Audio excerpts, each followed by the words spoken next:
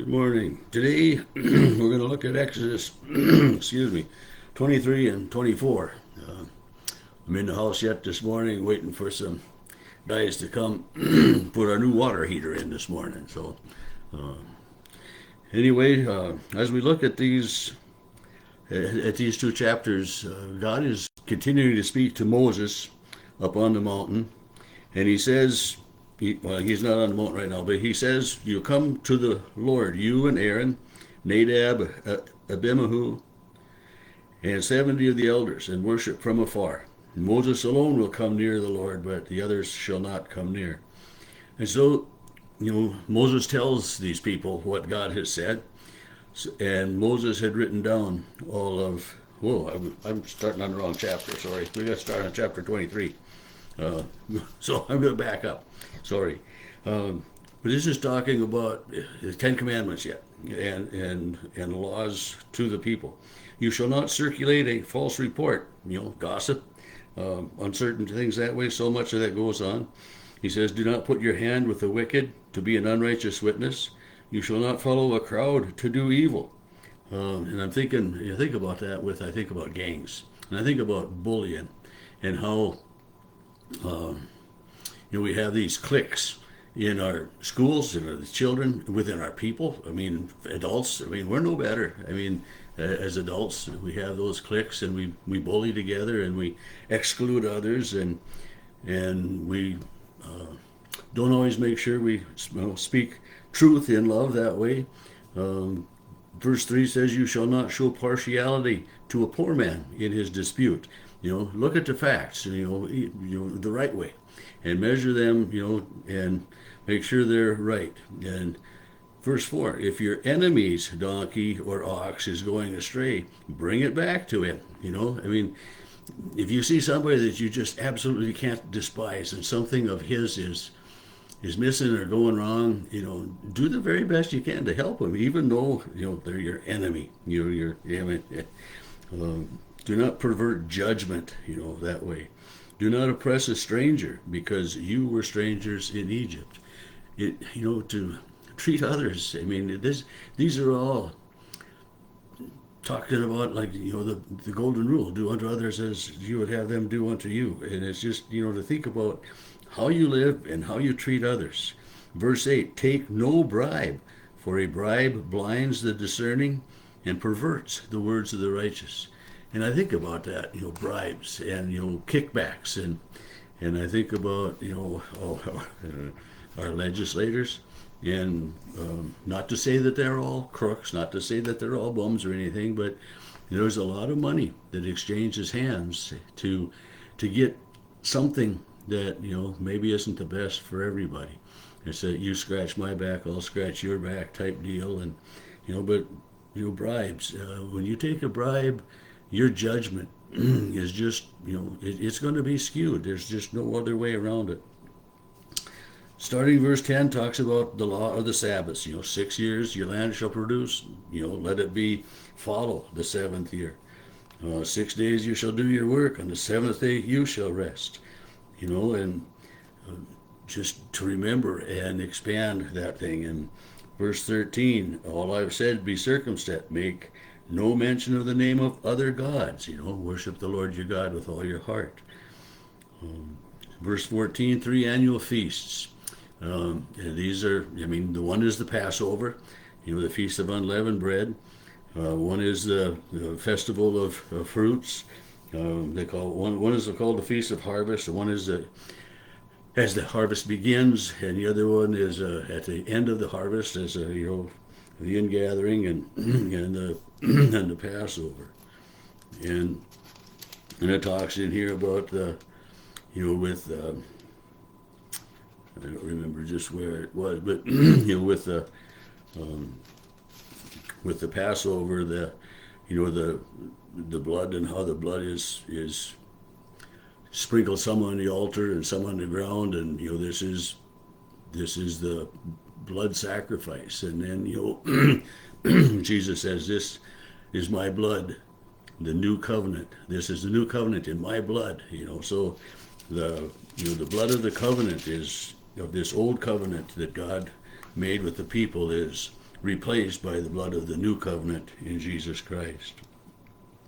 Verse 20 of chapter 23, and I send an angel before you to guard you and to keep you and to help you in the way I've prepared. It says, be aware of him, don't provoke him, but I have sent him to lead and to guide you. And if you obey his voice, then I will be an enemy to an enemy and an adversary to your adversaries. And he says in here too that, he will drive out the peoples, the peoples of the lands ahead of the Israelites. But this won't happen in 1 year. This is going to take time, to drive all these people out of this land that I have chosen for you, because that way the land will continue to be taken care of, and it will continue to be productive land for the Israelites when they come. Then when we get to chapter 24 is when Moses is to come up to the mountain with all of these other people, Moses, Aaron, and Nadab, and Abihu, and then the 70 elders. So Moses, Abraham, Nadab, and Abihu are, the four top guys, it seems like. And God instructs those four as well as the 70 in so many things. And so they're all there waiting for Moses as he is on the mountain. And in verse 12, the Lord says to Moses, come to me on the mountain, and I will give you tablets of stone and the law and the commandments which I have written, so that you may teach them. So these are the 10, the tables with the 10 commandments, with the written on the stone and stuff. So Moses goes up on the mountain and he instructs the others, wait here. And, Aaron and Hur are with you. If you have difficulty, go to them. These guys are going to be in charge for now. And Moses goes up on the mountain, and it's this 40 days and 40 nights. Again, that, number 40 is, we see that so often in the Bible, and I've commented before, but it's the time that Moses is up on the mountain. And just as an aside here, Nadab and Abihu were two of these that went with Moses, that were chosen by God, mentioned, named by God, and they are supposed to be some of the leaders and leading the sacrifices and leading the worship and coming to God and helping with so many other things. However, I'm going to jump ahead, just look into Leviticus for just a second. Leviticus 10, verse 1, Nadab and Abihu, these two that were just mentioned, the sons of Aaron. So there's Moses and Aaron are God's messengers, or the one that God is working through, rather. We'll say it that way. And so Nadab and Abihu are Aaron's sons. They take their censers, put fire in it, and offer profane fire before God.